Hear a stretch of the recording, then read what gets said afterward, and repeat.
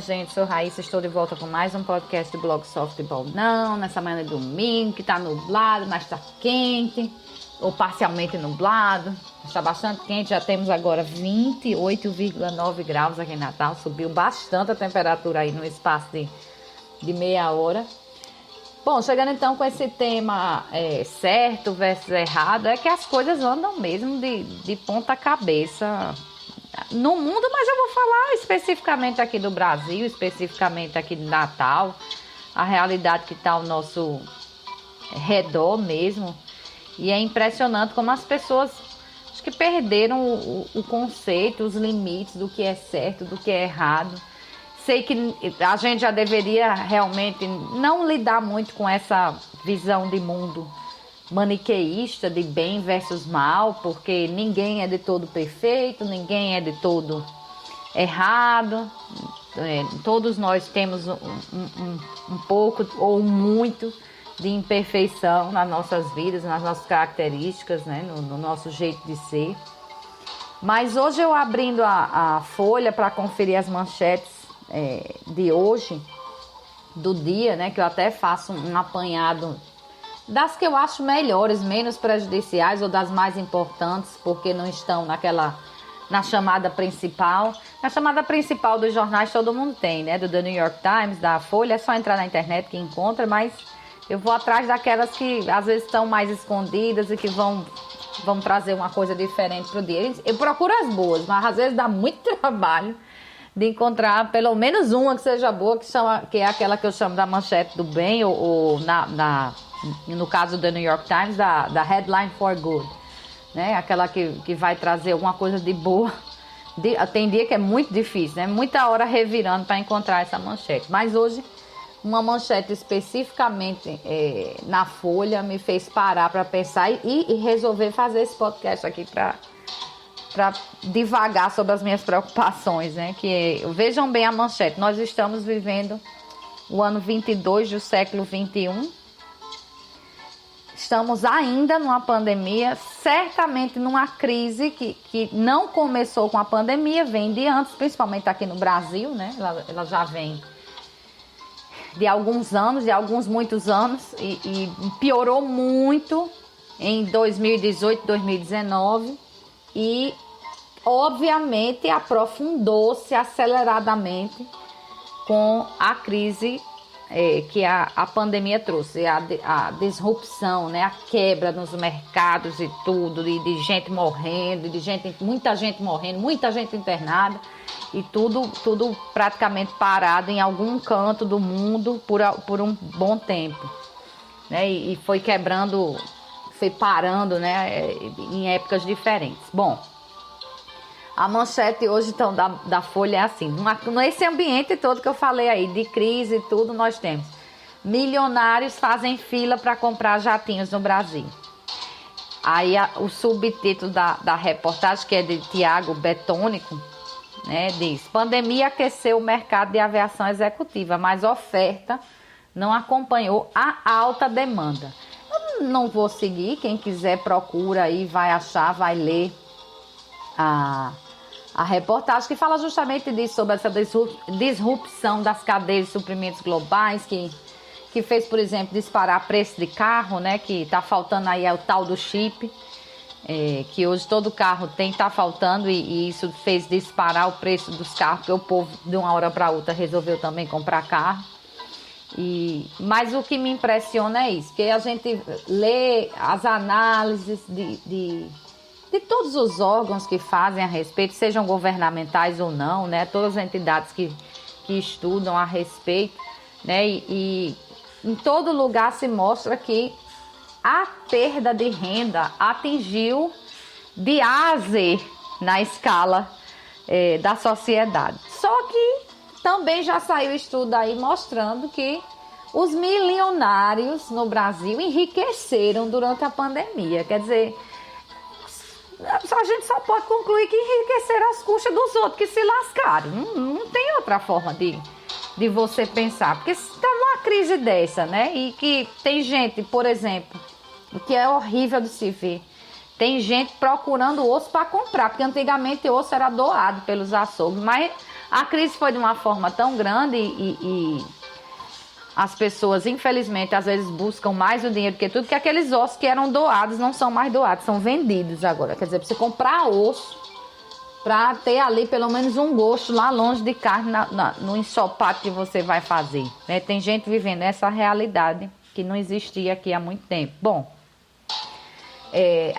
nessa mesma reportagem lá da Folha tem um quadro que é da ANAC, juntando dados da ANAC, que é a Agência Nacional de Aviação Civil, e da ABAG, que é a Associação Brasileira de Aviação Geral, né? E mostra lá a frota da aviação executiva, que é a dos empresários, né? Esse povo que pode ter um avião para voar de um canto para outro. Bom, avião a pistão, houve uma pequena queda, a frota era de 5.931 em fevereiro de 2021, agora é de 5.927, quer dizer, perderam aí 4 unidades em fevereiro de 2022, né? Sempre usando de fevereiro a fevereiro, 2021 e 2022.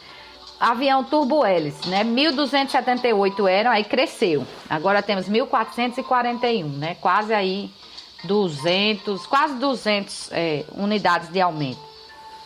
Helicóptero a turbina, eram 989, agora são 1.053, né? Houve aumento. Helicóptero a pistão, não sei que diferença faz aí de um para o outro, esse baixou. Acho que o povo achou muito pobre, né? Era melhor o turbo-hélice, né? A turbina. Aí caiu de 327 a 278. E jato, né? Os jatinhos. Esses saíram de 680 para 737, um aumento de 8,5%. Né? Só os jatos tiveram esse aumento. O Brasil hoje tem mais de 16 mil aeronaves privadas, juntando tudo, segundo, então, essa reportagem. Para você ter uma ideia de valores, né, do que é que a gente está falando, segundo a reportagem, são 2 aviões, né, que são os mais desejados, são 2 modelos, são mais desejados pelos brasileiros milionários, né, vamos dizer. Porque eu e o povo que está abaixo de mim não tem a menor condição de imaginar o desejo para uma coisa dessa. Então, os 2 modelos mais desejados são o Phenom 300 da Embraer, que custa uma bagatela, são 7 milhões de dólares. Aliás, mais de 7 milhões de dólares. Daí, fazendo a conversão, 32,4 milhões de reais, segundo a reportagem, né? Fez a conta. E os outros modelos também desejados são os turbo-hélices da família King Air, que estão aí na faixa de 7 milhões e meio de dólares, o que equivale aqui em reais a 37,1 milhões de reais. Gente, não tem gente agora aqui no Brasil que não tem nem o dinheiro para pagar a passagem de ônibus. Muita gente andando a pé, muita gente andando de bicicleta, né? Por exemplo, aqui em Natal, estão achando pouco e estão acabando com as linhas de ônibus para resolver a situação aí dos pobres, né? Que é quem mais utiliza, pobre classe média, porque a classe média tem mania de se achar rica também. Mas pobre classe média aí que usam transporte público estão vivendo uma situação muito difícil aqui em Natal, quando o prefeito lá com os vereadores conseguiram aumentar seus próprios vencimentos, né?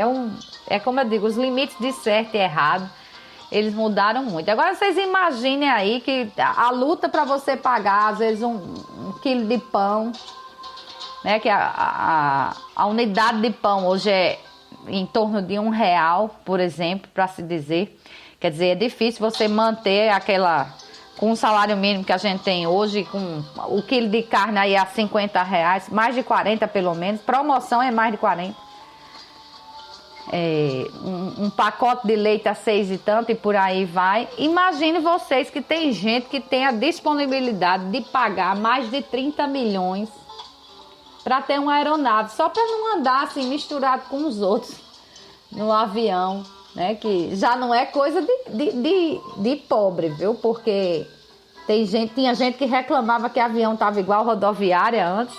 Acho que não pode mais nem reclamar, porque não é mais todo mundo que tem a condição de comprar uma passagem aérea, que era 700 e poucos reais, agora por 2 mil. Já era difícil pagar os 700. Você imagina pagar agora em torno de 2 mil para fazer uma viagem qualquer aí pelo Brasil. Então, esse povo achou que não ficou elitizado o suficiente, né? E quer o seu aviãozinho lá para voar de um canto a outro. Enquanto isso, a gente vive a realidade grande de muita gente sem plano de saúde, como eu disse, e com dificuldade até de botar a comida na mesa.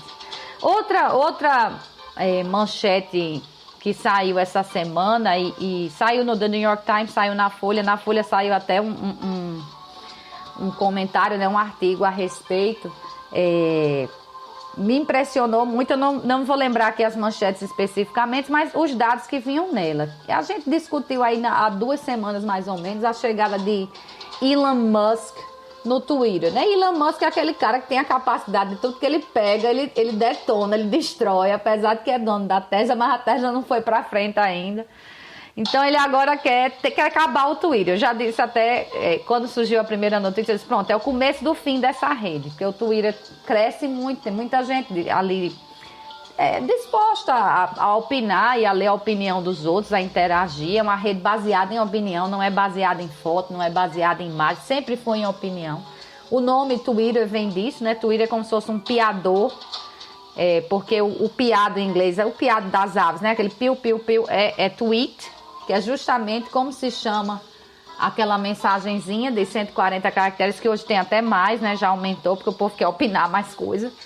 Mas a ideia é isso, é você opinar, é você piar, né? Você dá o seu piado, meter lá o seu piado em todos os assuntos. Então, ele quer comprar, entrou nas ações lá, comprou as ações, foi chamado para compor, teria que compor o conselho, ele terminou abdicando porque viu que ia perder dinheiro, porque o povo reagiu muito mal à chegada dele, porque ele tem umas ideias muito estranhas sobre liberdade de expressão, mais ou menos o que a gente tem visto aqui no Brasil, que o povo acha que crime é liberdade de expressão.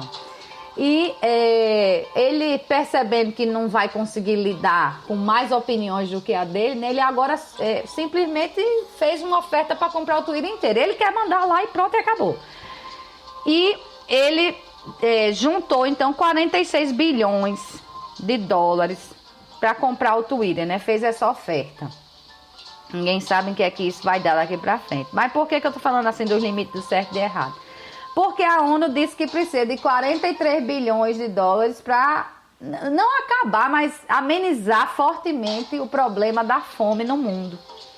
Aí você vê, não há uma movimentação desse povo que compra um jatinho de 37 milhões, que basta juntar uma galerinha dessa aí, fazer uma vaquinha rapidamente, né? Ora, se o Elon Musk sozinho já juntou os 46 bilhões, a gente sabe que não só existe Elon Musk de bilionário. Eu tô falando dos milionários, não é nem dos bi, porque ele é bilionário, ele, Bill Gates, por exemplo, são os mais famosos aí que todo mundo certamente já ouviu falar. São bilionários, né? Mas milionários, vocês pensam aí no jogador de futebol, no jogador de basquete, nos astros de cinema, e vamos puxando o fio, aquele povo da Arábia Saudita, dos Emirados Árabes Unidos, né? Vamos juntando. Se passar um chapeuzinho nesse povo aí, não vai ter só 43 bilhões para a ONU, não, vai ter muito mais, né? E rapidamente, tem mais essa, né? Rapidamente você consegue essa quantia, mas não é do interesse dessa galera resolver isso, né? E não sei até que ponto as pessoas acordaram para essa realidade durante a pandemia.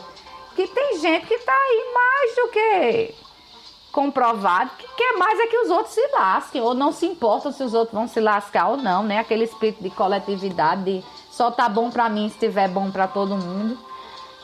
Tem muita gente que é absolutamente contra. A gente viu isso aí, aqueles embates horrorosos de vacina, de máscara e por aí vai.